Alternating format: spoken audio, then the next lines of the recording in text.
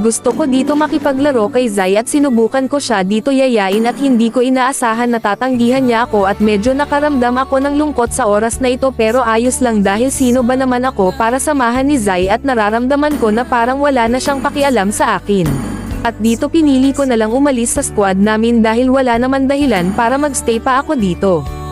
Maraming salamat sa iyo Zai dahil tinanggap mo ako sa squad mo kahit hindi ko deserve sumali dito.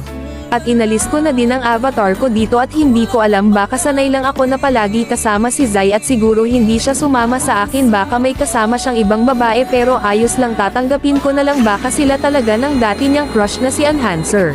At hindi ko inaasahan na makakasabay ko si Zai sa classic at tiningnan ko ang avatar at siya talaga ito pero hindi ko sasabihin na ako si Ella. At dito tinatawag niya ako at magpapanggap ako na ibang Ella dahil alam ko ayaw mo ako kasama Zai at nagsasawa ka na sa akin.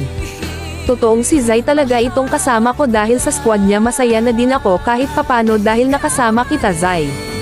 At dito tinatanong niya kung ako ba si Ella dahil ayaw mo ako makalaro magpapanggap na lang ako na ibang Ella. At buti na lang naniwala siya sa akin dahil hindi ko alam kapag sinabi ko ang totoo na ako talaga si Ella baka bigla siya umalis sa game dahil kasama niya ako. Sabi ko sa kanya baka ibang Ella ang sinasabi mo at naniwala naman siya sa akin at baka kapangalan ko lang yun. Palagi ko siya dito ginagamitan ng ultimate dahil gusto ko talaga na palagi lang niya ako kasama at namimiss ko na din kasama ka kapag zilong ang gamit mo. At naghihingi siya ng sorry sa akin dahil napagkakamalan niya ako si Ella. Sorry Zai kung hindi ko sinasabi ang totoo na ako talaga si Ella at natatakot ako baka ano ang sabihin mo sa akin. Tinanong ko siya dito kung siya ba yung Zai na may GF ang pangalan ay Ella para hindi niya ako mahalata na ako ba talaga si Ella dahil itong skin na gamit ko ay bigay niya sa akin nung birthday ko. At paano ko daw nalaman? At sabi ko sa kanya nakikita ko sa content mo at dito ang lakas talaga magzilong ni Zai.